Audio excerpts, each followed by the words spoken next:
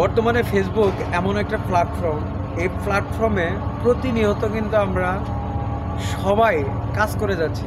আমাদের চিন্তাধারা, আমাদের ধ্যান ধারণা সবারই কিন্তু একটাই, আমার পেজটা বা আমার প্রোফাইলটা যেন গ্রোথ করে, আমার পেজটা, আমার প্রোফাইলটা যেন ভাইরাল হয়। সবার কিন্তু টেন্ডেন্সি একটাই।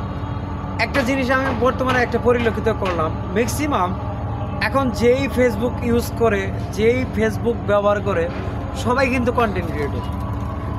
এখন যারা বর্তমানে যারাই ফেসবুক ব্যবহার করে, ম্যাক্সিমাম দেখা যাচ্ছে কন্টেন্ট ক্রিয়েটর, তারা ভিডিও করে, সবাই ভিডিও করে। এখন প্রতিনিয়ত আমরা যে বিষয়গুলো দেখতে পাচ্ছি যে সবাই যদি কন্টেন্ট ক্রিয়েটর হয়, ভবিষ্যতে কিন্তু ফেসবুকের জন্য সমস্যার সম্মুখীন হবে যারা প্রকৃত কন্টেন্ট ক্রিয়েটর।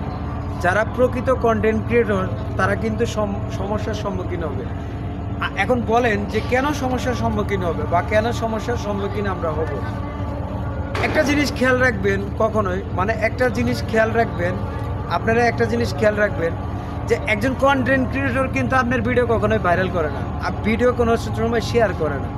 দেখবেন, আপনি খেয়াল করে দেখেন, অনেকেই কিন্তু যারা ভালো ভালো কন্টেন্ট ক্রিয়েটর আছেন বা যারা নতুনও যারা কন্টেন্ট ক্রিয়েট করে থাকেন, তারা দেখবেন একটা জিনিস দেখবেন, একজন কন্টেন্ট ক্রিয়েটর কখনোই আপনার টাইম লাইনে আপনার ভিডিও ভাইরাল করে রাখবে না, ভিডিওটা শেয়ার করে রাখবে না, টাইম লাইনে কখনোই রাখবে না। কে আপনার ভিডিওটা টাইম লাইনে রাখে? যারা সাধারণ ফেসবুক ইউজার যারাই আছে তারাই কিন্তু ভিডিওটা শেয়ার করে।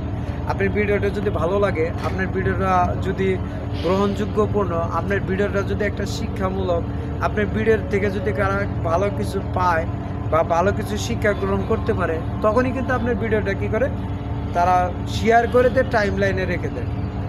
এখন বর্তমান আমরা দেখতে পাচ্ছি যে যদি ফেসবুকে কথার কথা, সাপোজ বাংলাদেশে যদি 1 কোটি লোক যদি মোবাইল ব্যবহার করে, যারা ফেসবুকের ইউজ করে বা ব্যবহার করে, এই 1 কোটির মধ্যে দেখবেন যে 99 লাখ লোকই কন্টেন্ট ক্রিয়েটর।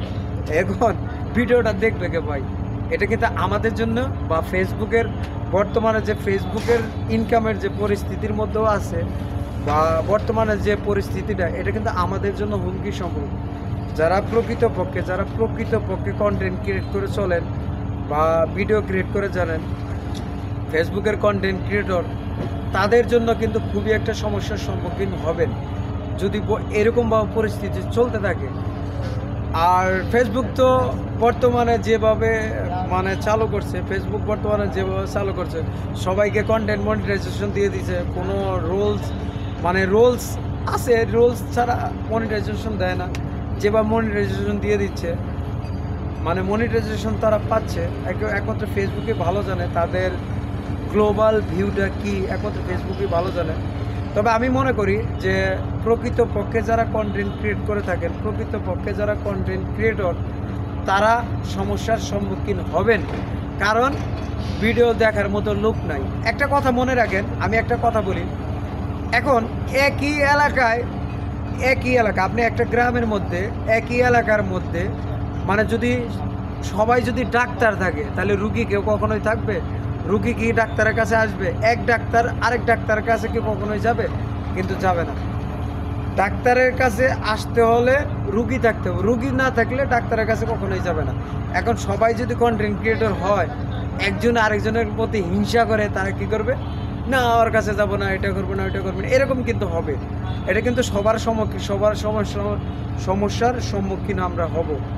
আমি মনে করি যে ফেসবুকের ভিতরে যদি মনিটাইজেশনের ক্ষেত্রে বা একজন প্রকৃত কন্টেন্ট ক্রিয়েটরের ক্ষেত্রে যদি ফেসবুক যদি এই বিষয়গুলো অ্যানালাইসিস করে যদি দেখে, তাহলে আমি মনে করি ফেসবুকের জন্য ভালো, একটা প্রকৃত কন্টেন্ট ক্রিয়েটরদের জন্য ভালো। ভিডিওটা সবাই দেখবেন, ভিডিওটা সবাই দেখে বোঝার চেষ্টা করবেন। সবার প্রতি অনেক অনেক ভালোবাসা রইল। আসসালামু আলাইকুম।